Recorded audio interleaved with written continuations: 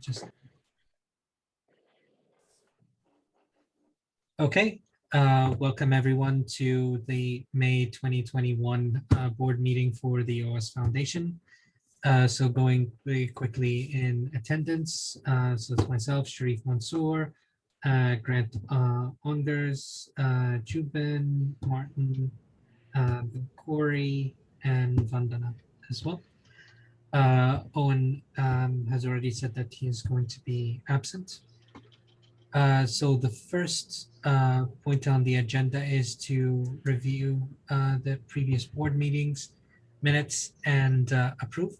Does anyone have any issues with the previous board meeting minutes? No. Okay, if no one else has any issues, I'll bring it to a vote. So from order of what I can see.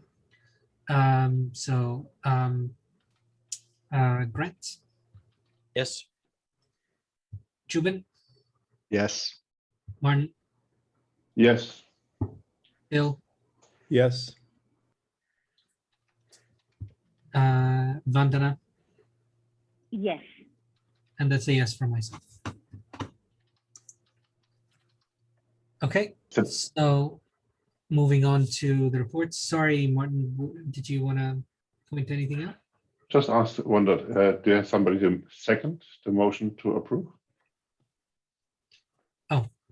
Pardon, can I get a second to approve the motion? I'm happy to second I'll it. second it. Thank you for doing that retroactively. And the vote has passed. Thank you. All right. So Andrew, can we take a look at the updates for this month? Yeah. So essentially, the KPIs, you can see that I've started to put in some of the KPIs around our programs. So this month I'm adding meetings. Next month I will try to get projects and possibly events into there as well. But effectively what I want to do is anything that we could potentially demonstrate we're completing our mission, I want this to be a KPI. Things that are operational in nature, such as the SLAs, I've gone back to just reporting the previous month, because if you look at our SLAs for May, because the month is incomplete, the SLAs are often hovering around the 75, 80%, and then the next month they go to 100 or 97%. If there are significant concerns around operational measures, like you're hearing along the grapevine that we have significant issues, I do actually have these statistics to hand, and we can go through them and discuss a recovery plan for the operational elements. However, for oversight purposes, we should be concentrating on KPIs that are relevant to our mission. So you will see the OSD SLAs go away. If there is a significant challenge as we go back to having more and more meetings and more activity, I will definitely be bringing this up towards the board, probably as an item to get more staff. I don't see that as happening at any time during 2021. So again, I really want to concentrate on the activity that our community is doing. And as you can see, this month we're 36% above average for meetings. And considering that March and April probably had a lot of meetings that were hastily organized to make sure they met the reactivation, this actually shows a healthy recovery in just normal everyday meetings. I'm very pleased with this. The number of RSVPs is down, but that is primarily because in April, Meetup was used to host a free event that had 5,000 RSVPs. And so we would expect that to come down a little bit. We will probably still have problems along these lines because our Meetup does not break out our free events from whatever, but we may look into using Eventbrite for free events to distinguish between chapter activity and RSVPs for free activities. I will probably let the year-to-net income and cash assets to go to the finance report. I think you're probably better off hearing it from Tom directly. In the executive director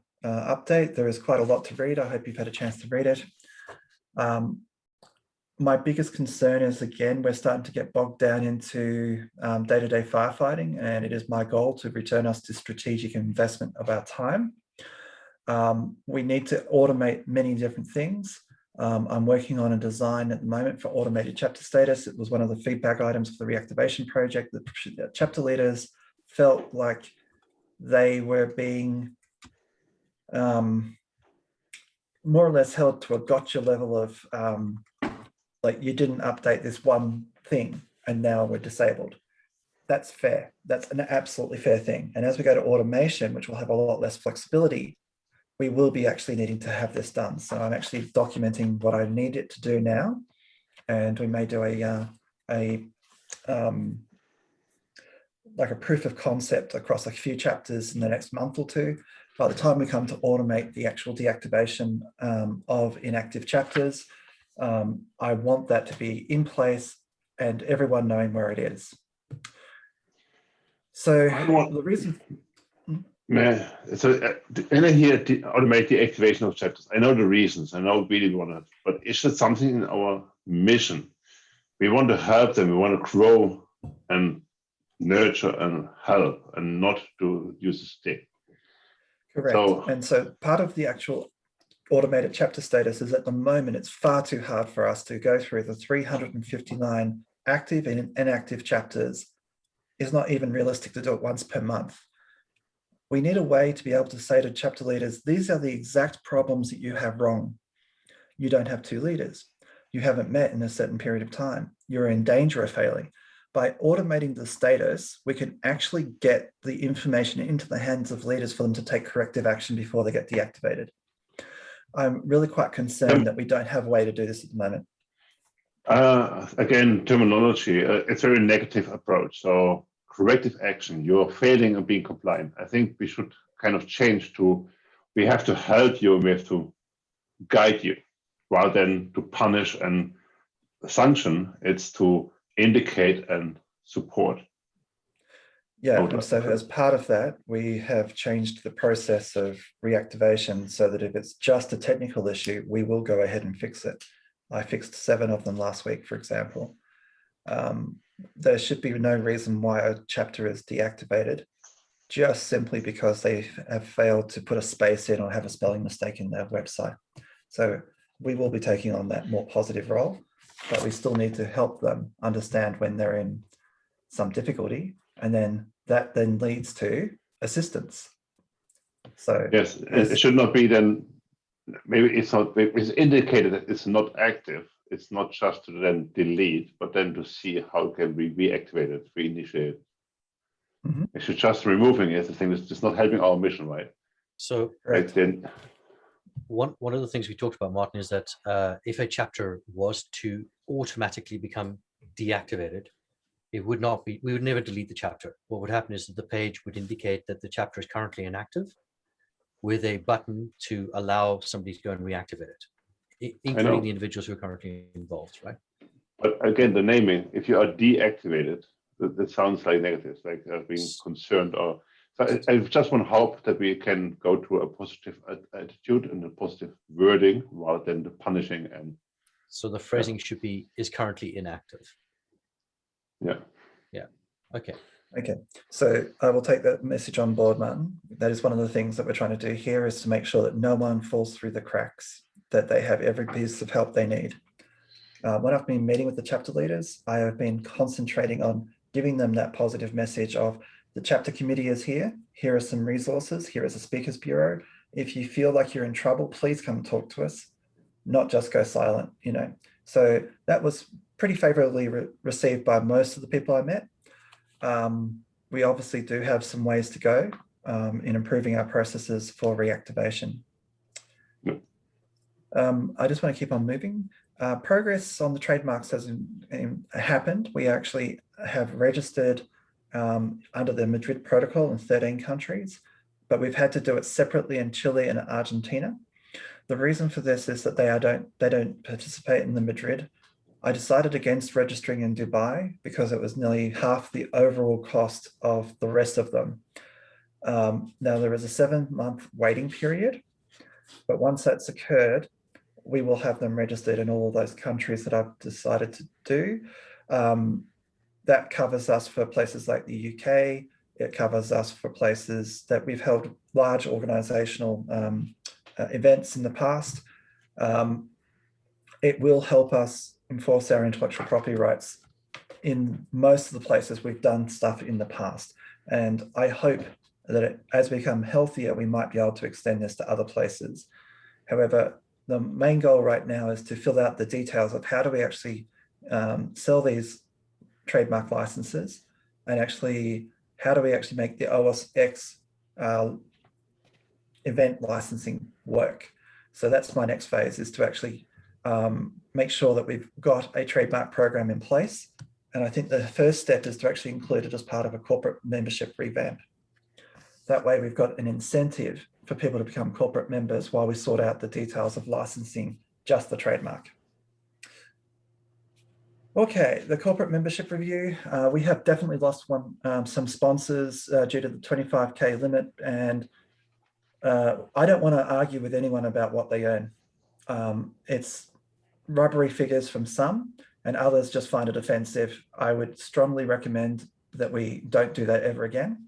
What we need to do is increase the value of our corporate membership so that it is actually a positive reason to join. And then you pay the amount that you feel like you want to support the organization. As we go back into 2022 and the economy is coming back with a surge, I want to be on the wave here and actually getting people the right level of sponsorship, and then increasing our sponsorship, our membership base from approximately 50 corporate members to well over 100 in the next couple of years. That won't be easy, but we need to do so, and we need to make it as positive as possible by including and increasing the value. There is some issues with going back to in-person. The CDC has gone back on, not gone back, but essentially said that vaccinated individuals don't have to wear a mask. Everyone and their dog has now interpreted that as masking is no longer necessary. And unfortunately, what that's happened is a mishmash of interesting activities in the United States that aren't really, it's very confusing, to put it mildly. So I've asked the community of leaders to actually give me some feedback on where we want to go. And I think what we'll end up doing is fall into the, if permitted in your local area and you're vaccinated and you feel comfortable returning to in-person meetings, you can do so following local masking and PPPR guidelines. Martin.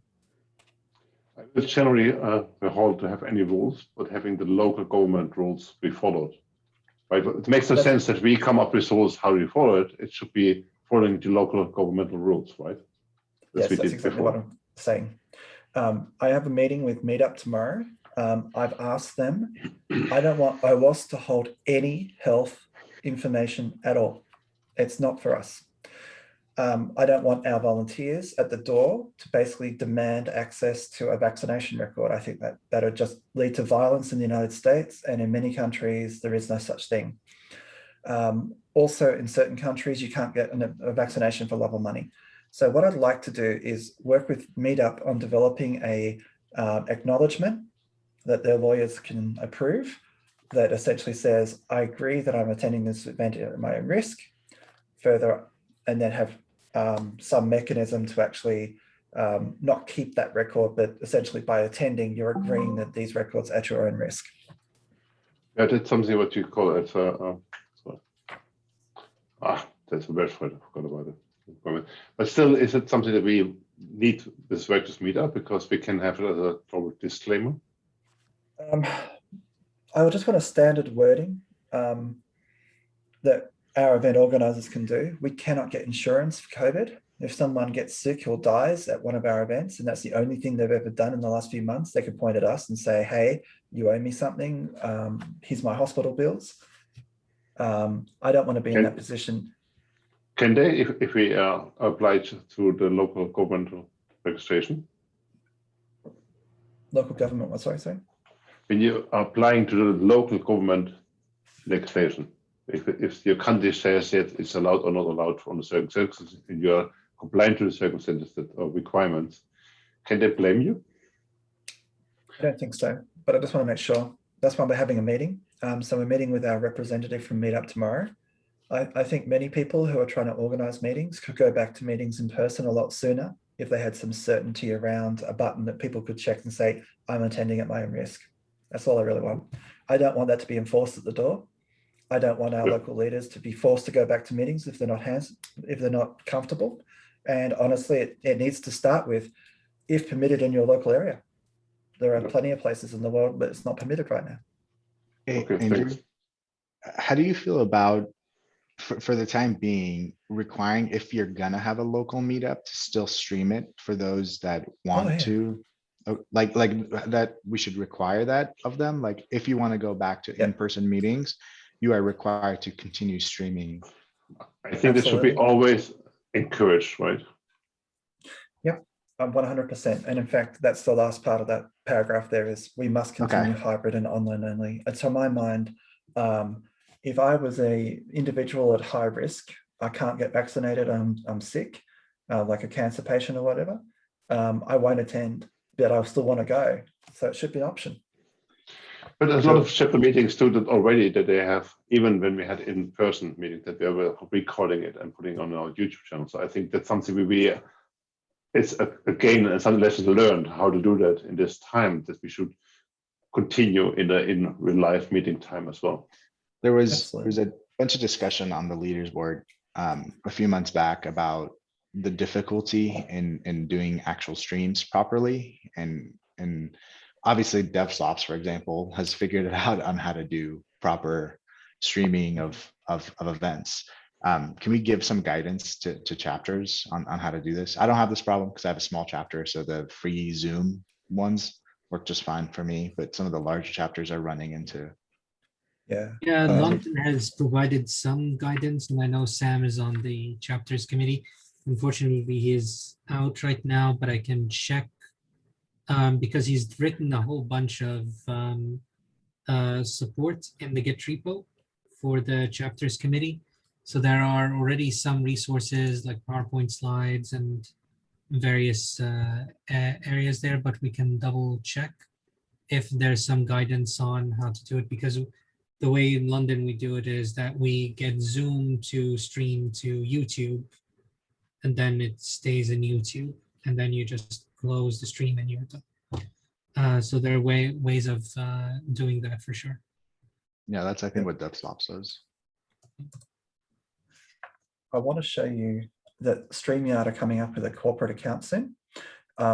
We will be investigating that as soon as we can. I'm trying to avoid a situation where StreamYard, everyone and their dog wants a copy at $30 a month.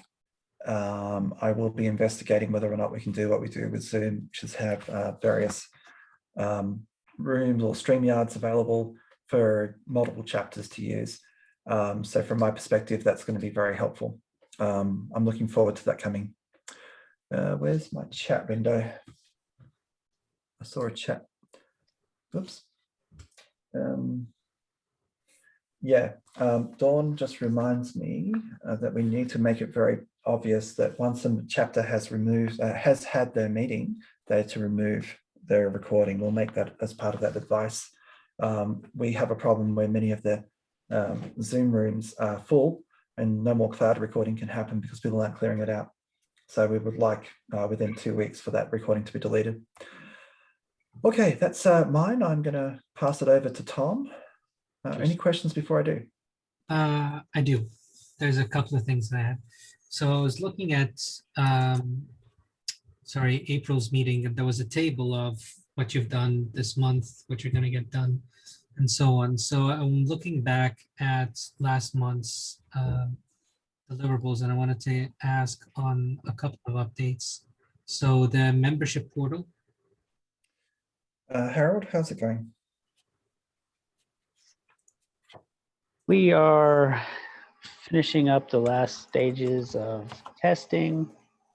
There hasn't been a whole lot of feedback as far as the testing goes, but there's been a few.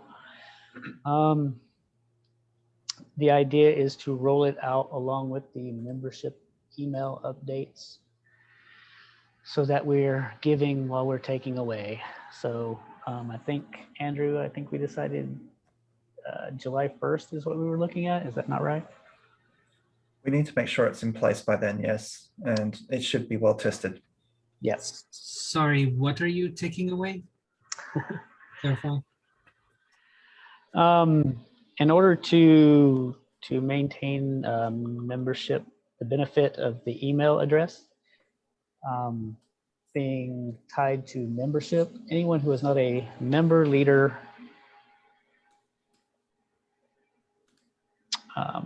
member or leader, if we have an email address on file, the idea is to deactivate email addresses for people who are not members or leaders. Okay, For and I would, context, we No, no. actually have over 8,000 accounts or something, and we only have 3,500 members and only 800 and also leaders. There's a gap of around 3,000 people who have the OWASP.org email address, and that then leads to membership benefits going to them, such as Secure Flag. yeah, no, I know this, but what I was saying is, I think we've had a humbling and good lessons learned on the chapter's leadership. I would say so, right? So I want to make sure that the same mistakes are not repeated in this process, and there aren't any removals by gotchas and so forth, and that there's ample communication to the chapters committee, to all the chapters, to everyone, that this is going and this will be removed. This cannot be a thing that I only find out because I just teased it out from an update that was clearly in like the deliverable for mayor. To be fair for Harold, it was between brackets later, so I know that, you know, it might take all the way to June to be done, but we can't just find out about this and then end up with another issue. I agree the premise completely on the whole membership side. No one's going to disagree with you there. But just like we've dealt with the chapters, we need to make sure that that is amply communicated, because again, people use these accounts for all sorts of stuff. If they no longer have access to information that they need from that account, they need to know that they need to make a copy of their data ASAP. So I would please add a sunset period. I would actually add, then remove. So I would add this and then put a sunset period and mention that those who are no longer members and they're sent emails or this is how you check, please renew and renew ASAP. Otherwise, you will no longer have this account and you'll no longer get these benefits, but give them at least like 2-3 months with ample communication. Okay. Yes, that's part of the reason that it's going to take until July is I am currently working on the communication project for this one. It's going to take place probably starting next week and then into July. And we'll include a lot of emails about why we're doing it. It will include also that the member portal is coming online. That's part of it. They will have, once it actually goes live, there will still be a 15-day notice, a 7-day notice, and a single-day notice, which will inform them that it's going away. And if they have any issues with it, who to contact.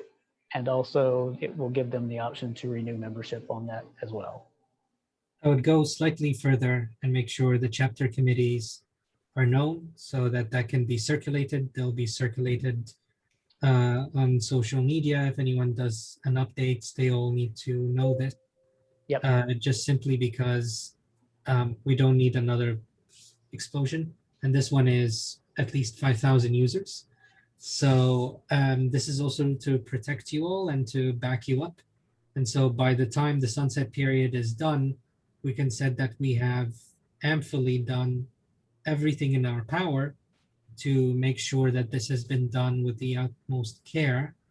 And we have been notifying people in every single way possible, including smoke signals, so that it is not an unfair process or the appearance of it being unfair. And it's just to back up and make sure that you don't end up with a lot of negative reinforcement. you can't please everyone, then obviously we just want to make sure that you're providing the right level of backup and the members are notified adequately. But thank you. I just wanted to be absolutely sure on this. And I So think this the will first step, probably draw out some of the hidden leaders and hidden projects that we sort of know exist but don't exist at the moment. We keep on hearing about projects that sort of at one point existed at some point. We just don't know where they are. There might be some unofficial leaders and unofficial projects that we can actually bring into the new website. And also then obviously as they become official leaders, they can keep their email address. So we're hoping that that will be one of the pathways that we actually document correctly. Okay. And the other bit of feedback that I have on this, and this is also pretty much to anything on the site, the user experience. So this feature is amazing. It would be important that this is a high level menu item so people can see it and get to it. The same thing with the shop. So with the shop, I would expect at the very least, there's either a button or a sub menu under about or somewhere that has the online store so that people can get to it. Otherwise it's, I know Dawn had an update there, but you might see a massive dip in people accessing the store if they don't even know it exists. So ideally it's near join or donate or somewhere like high level, or at least it's under one of the navigation menus. The same thing I would assume for membership. So I wouldn't imagine you click join and then the membership link is there. I would imagine that there's a membership button somewhere or a membership thing in the about drop-down menu so that they know how to access that directly. Otherwise, it will be just something missing in Pan's Labyrinth. Okay, good feedback. Thank you. We'll try to get those addressed. There should be a login button once it goes live. The shop, there should be a button next to donate. Yeah, We'll that's see. fine. But these are like small things that make like a huge amount of difference, which is why I'm checking. And then in June, there was a table that I tend to use, which is quite effective, which just basically what has been delivered, what is due the following month. So I know you talked to some of them, but it's nice to have that visible so we can check what we landed and didn't. The last one I have from May is the May training. And how are we doing there? All classes were run. The reason why Kelly is not here is that she's actually making sure that every single training class has kicked off correctly. So we actually have the right number of attendees. We didn't have to combine any classes and we didn't have to cancel any classes. So that's actually quite good. Okay, that's excellent. Thank you. So I'll stop now. So thank you, everyone. It's okay. This is where to ask questions. So I'm going to take the screen and talk to you all about the finances for a minute.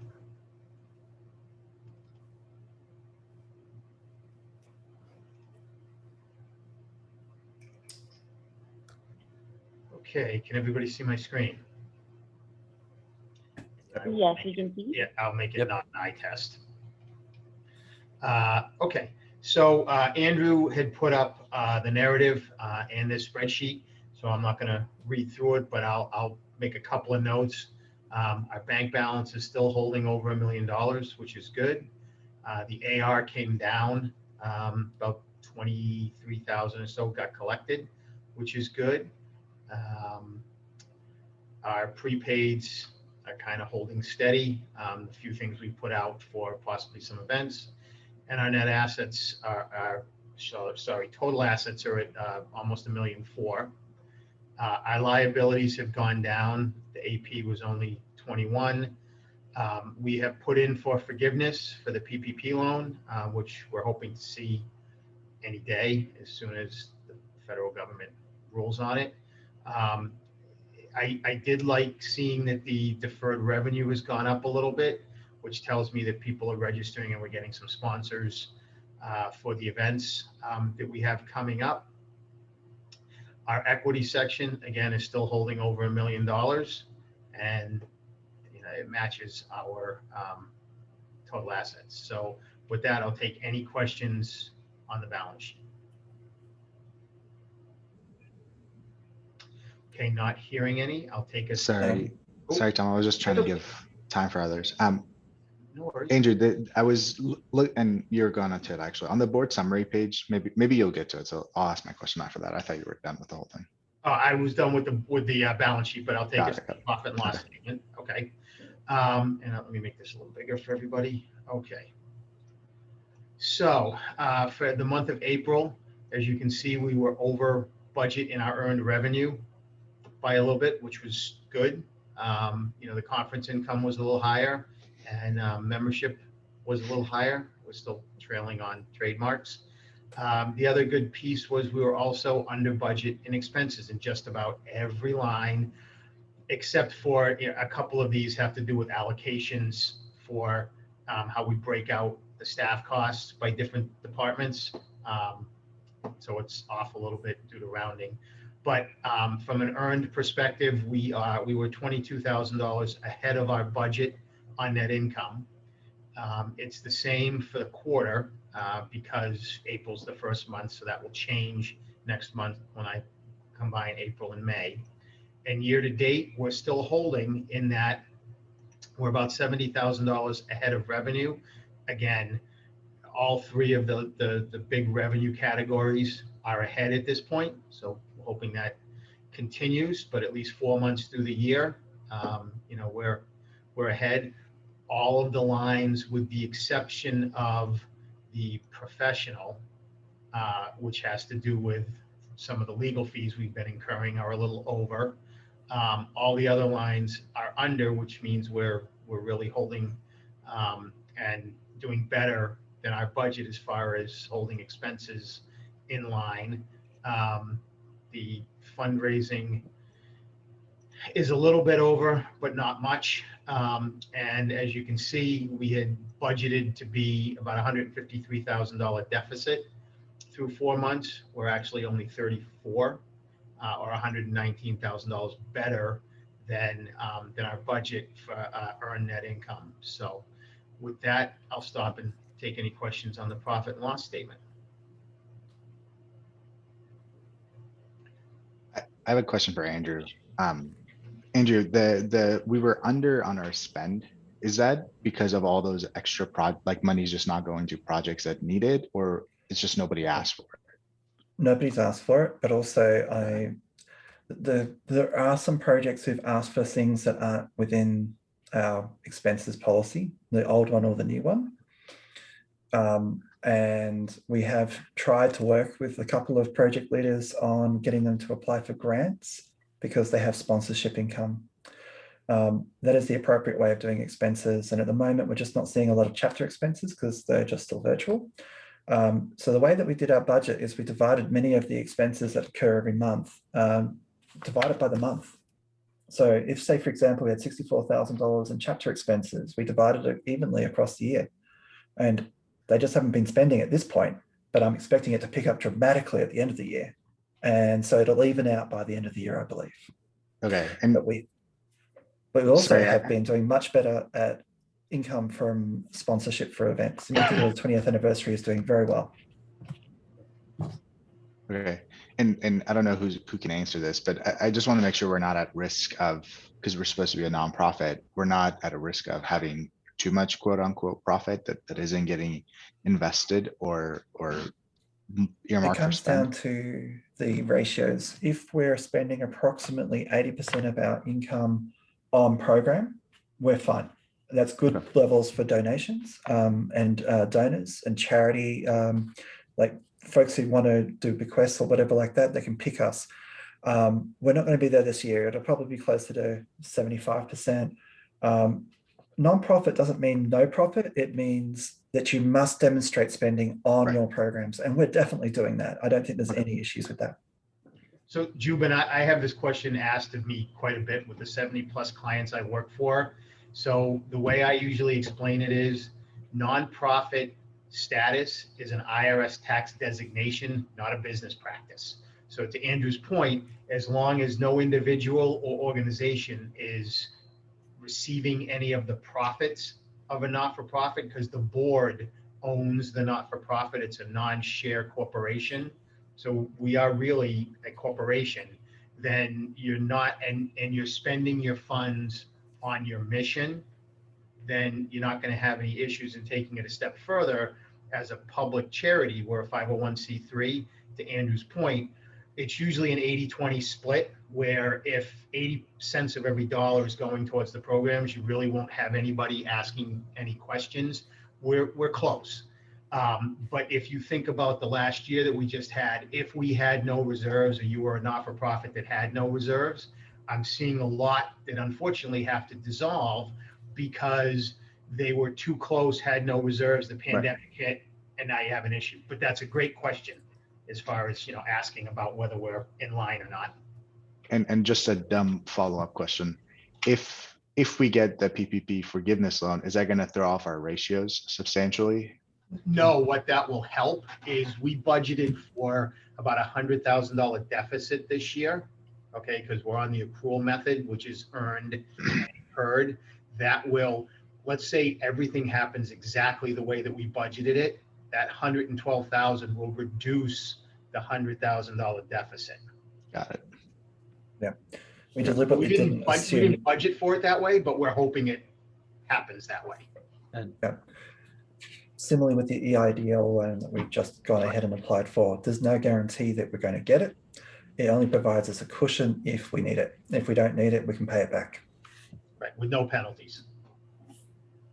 And so the last couple of things I have is, Andrew brought that up, so we applied.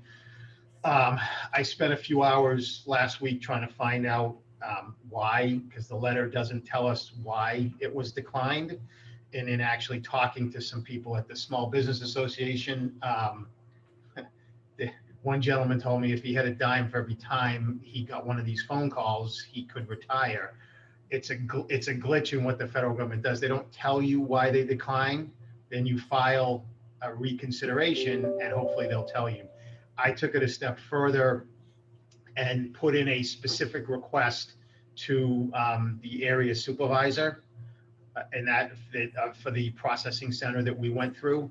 So I'm hoping to hear exactly what the unverifiable information that they had was, so that we can correct it and get it verified while the portal's still open and there's still funds. So at least our application's in. Unfortunately, unlike PPP2, where we were in the middle of our application and they shut it down. So as soon as we know, Andrew and I will let you know. I'm also sending the 990 information to the CPA. It's due on November 15th, but I'd like to get a draft going here in the next month so that, you know, Grant and Andrew can review it and give it to the board to review a little bit, and then we get it submitted long before it's due. So those are the few things that we're working on in finance. And I'll take any questions anybody might have. Not hearing any, I'll turn it back over to Andrew. Cool. Just looking at the table, I will get a table to you, Sharif, with an update. As we'll find out today, some of the things will have to be tabled, such as the events committee. I will get you an update and share it with you in the historical meeting part of it, so that essentially the board can have a review of that as well. That was an oversight on my part for not preparing the table. Okay, with that, let's get to business. Okay. So as mentioned from Andrew, the first item on the business is the events committee with Owen out. Grant, you're the sponsor. I take it this motion is not ready to be voted on?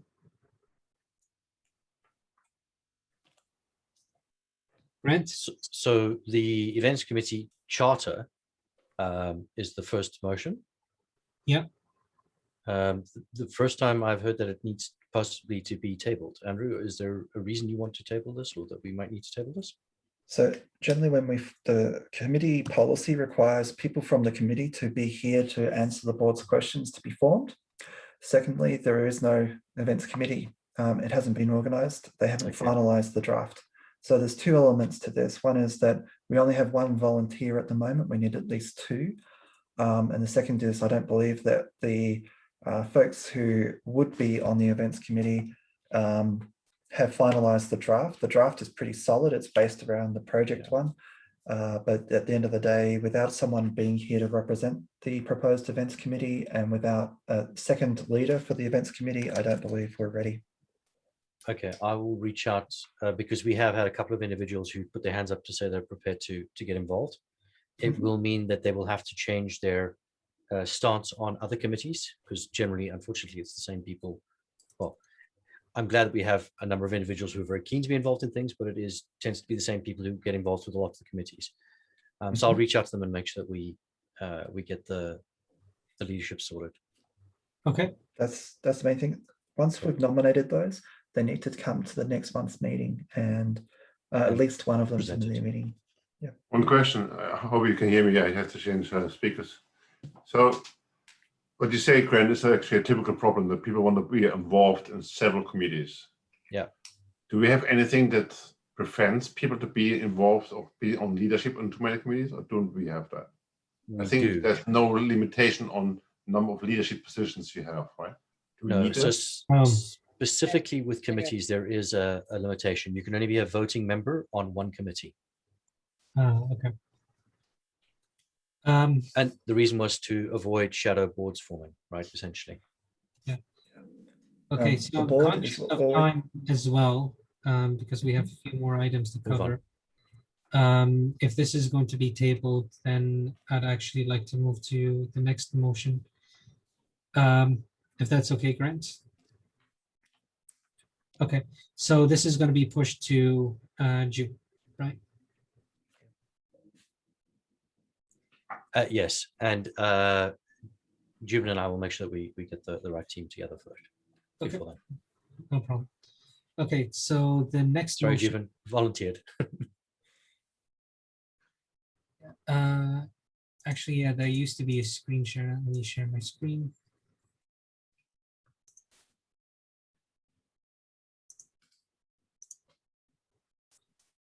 Okay, so the next item is motion to approve the foundation to apply for an EIDL loan for up to 150K.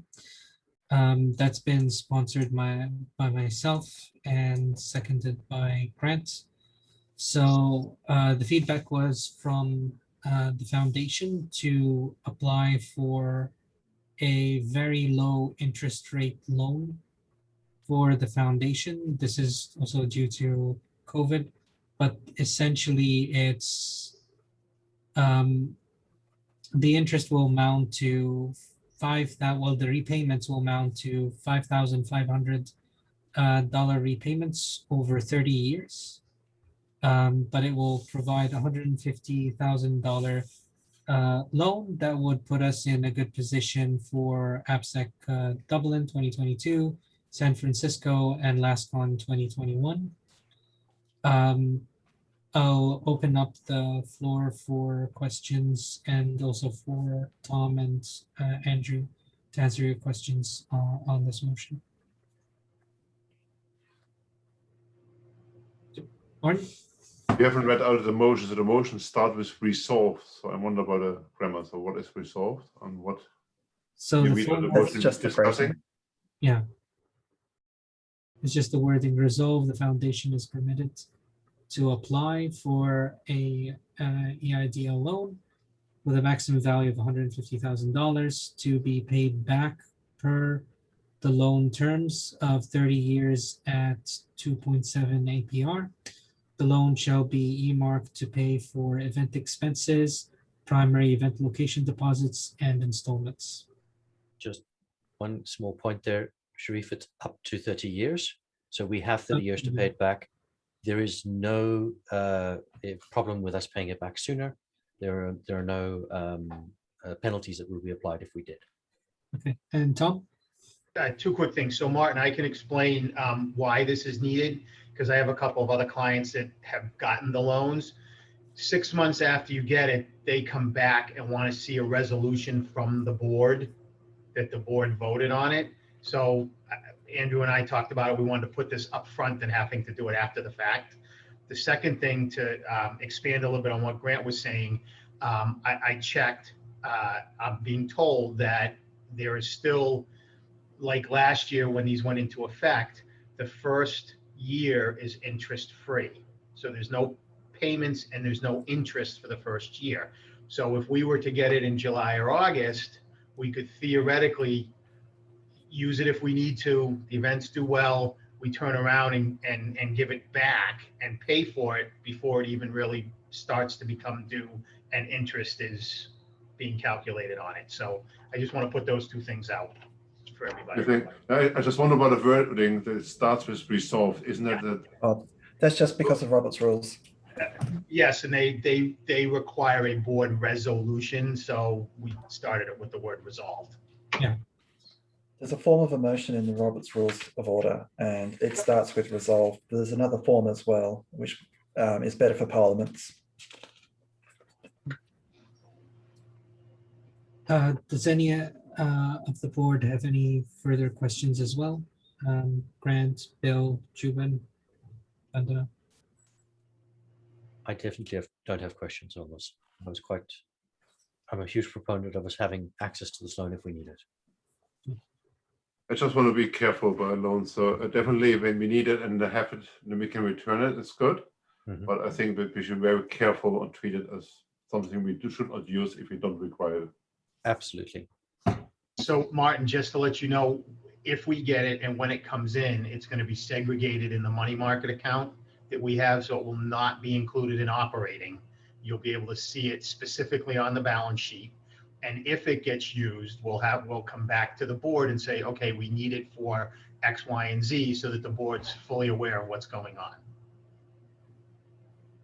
If we do it well next year, there's also a chance of us paying it back without incurring interest, And which potentially essentially even making purchases money. adding. Yeah. A small amount on the money market account.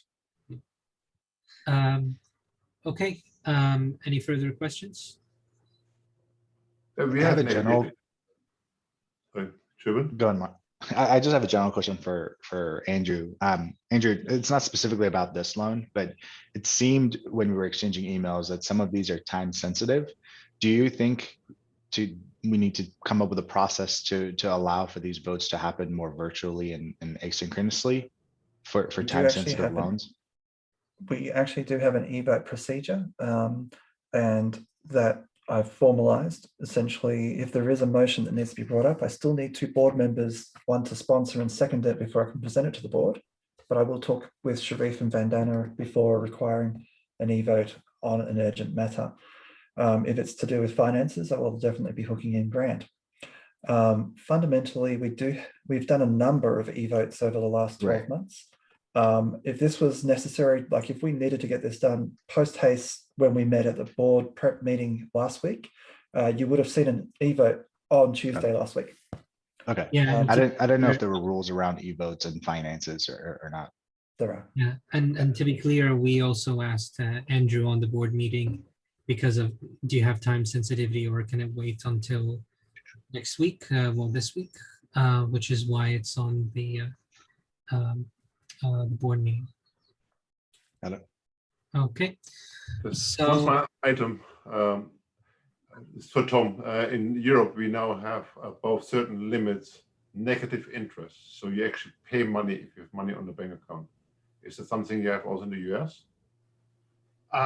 No. So when we put this in the money market account, that money market, while it doesn't earn a lot, you'll actually earn some interest in the money market, and there's no fees on a money market account either. So whatever little interest we earn, say we earn $15, $20 a month, whatever it is, that would actually go into our interest income and offset any interest we would have to pay if we don't pay the loan back before the interest starts. Oh, I said we have a negative interest now here, so that's my okay, thanks. This is the second time I've heard that, Martin. I'm a little interested to learn more about it, but we don't have that in the States. It's only when you have like more than 150,000 on your account, something like that. So not everybody has that problem. Yeah, I have another new client that's also in Brussels, so they have the same thing with their bank. Okay. So without further ado, I'll go for a vote. So in order, I see Martin, Yes. Grant, Yes. Jubin, Yes. Bill, Yes. Vandana. Yes. Oh, great. Thanks, Vandana. And that's a yes for myself. Thank Okay. you. Congrats. Thank you, everyone. So the next one is the motion to approve the updated conflict of interest policy. So the motion is resolved. The conflict of interest policy is approved. So it's sponsored by Grant and seconded by Bill. I'll leave the board to discuss and for Grant and Bill to ask any questions on this motion. So I only have one question to ask Bill. And did you find it as easy to fall asleep to as I did? It was definitely written by attorneys. So. Yeah. Yes. So basically, this just legalizes the framework we have for conflict of interest to avoid conflict of interest cropping up into any activities that we might be involved with.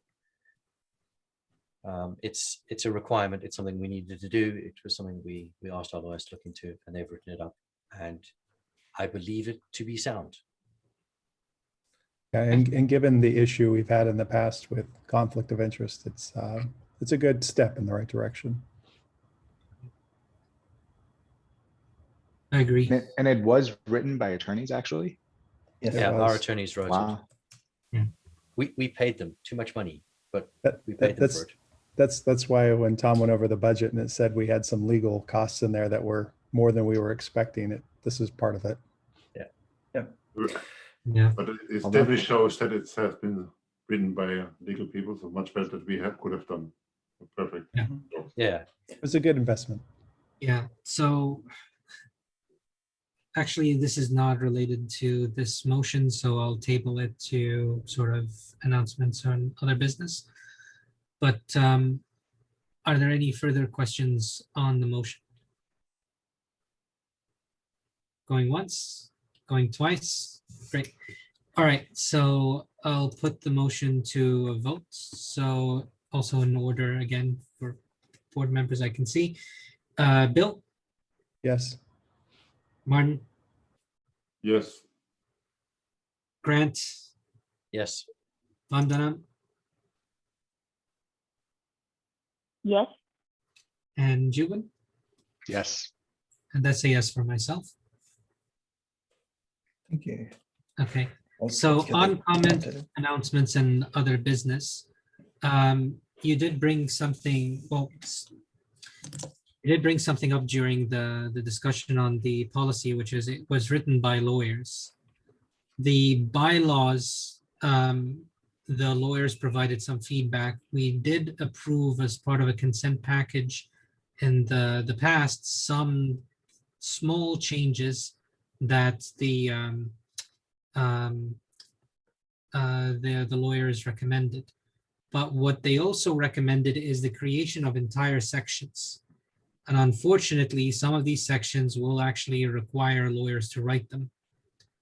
I think, correct me if I'm wrong, maybe there's one or two clauses that we may be able to vote on because the legal have actually provided some guidance there. But what I'm concerned about is the majority of them, and some of them are pretty heavy duty and they impact us quite a bit from a liability perspective. Those also need to be written by lawyers, Andrew. And I can't tell whether or not we can budget for it this year based on also it's still a COVID year, or we should defer that and also accept the risk of not having these clauses in until next year and budget for it to next year. I have a follow-up email that I need to get because they were quoting on work last year to do several reviews. They completed about 8 out of the 10. I want to know what happened to the other 2. I can ask for a quote for this work. Is there any possibility that you could just simply list the things that they need to create in an email, or is it actually obvious in the bylaw review they already provided? It's obvious in the bylaws and they provided, there are line items, and I believe that's shared with the rest of the board, but there are line items saying you need this section, you need this section, you need this section in the bylaws for sure. Yeah, I'll give you guys a quote. I'll put it onto, I don't think it should be a secret. I'll post it to the global board, and if there's an e-vote that we could do to acquire funds or take the risk, and that form probably will need to decide based upon the amount of money it is. We put no money aside for legal fees this year, and we've already spent like nearly 10,000. And this is, I mean, the one that scares me the most is on board liabilities, board member liabilities. Yep. Sharif, I haven't seen the feedback from the lawyers. Can you share a link? I don't know if I missed it in my emails. And Andrew's Yeah, going to share it but- to all of us. Yeah, it should be there, but Andrew, and just in case, could you reshare it? Yeah, absolutely. Thank you. I'd be less scared if it said the liability rests entirely with the chair. Oh, yeah. So We have increased our directors and officers say- liability insurance. yeah, we did balance this So- somewhat, Sharif. I second The, Bill. the risks. I just wish to note that talking about bylaws, the EU entity will need new bylaws when it's reformed. I'm going to put that off until next year. The reality is we've got until the end of next year to do it. I would prefer us to be in a much healthier financial position before we commit to getting fresh bylaws in the EU. Hopefully we can have these bylaws finished by then so we can get those mirrored. Can I ask a question about that? Does it make sense to have a European entity? It probably does, since we're wanting to do that, but I was just curious. I'm It's happy to actually one of answer the this. topics. It's one of the topics that we've got for the executive sessions coming up. I would Yeah. certainly suggest that that's a very good topic to bring up. Do we do it at all? We could do much better with it, is probably the way that I put it, Bill. I would like, if this is a recorded meeting, I would like to shortly answer it. It's not only a financial thing, what many people think about the transfer of money from back then from euro to US dollars and back. It's also the ability to have funds or grants in Europe. And that, of course, you have local companies, they don't get a benefit for sponsoring a non-European entity. So it's financial and abilities we have. Yeah, So, that so sounds good. there are some benefits, Bill, but we've got some ideas about how we can reduce the cost, the overhead to the foundation to have the entity. But this is all part of that session, as Andrew suggested. My Right, only thank other you. question is, and possibly as part of the adjournment, is everyone okay for the dates that we have selected? Because there was some discussions that some couldn't make it. So So are we good for the early part of June is what I'm trying to say. So So the dates that I have, sorry, go ahead. the 5th of June, I am not available.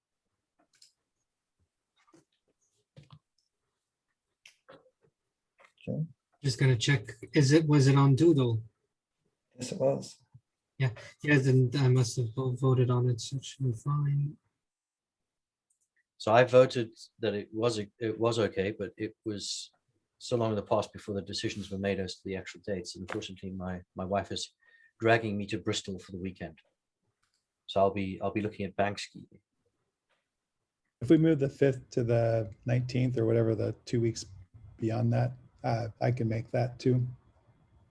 Same here. I don't remember what I voted, but the 5th no longer works for me as well. 19th Yeah. works. So we make it the 12th and the 19th. That works for everyone. Works for me. I can't do 12th either. I apologize. I'm flying at that time. I'll be flying back from Hawaii. 19th works for me. Okay, let's schedule the first one for the 19th. And then we will move the, we'll schedule the second one at that session. Okay, thank you. All right, if there are no further items, I motion to adjourn the meeting. Can I get a second? I'll second that. Thank you. Well, I'll stop the recording and thank you everyone for coming. I'll see you in June. Thanks.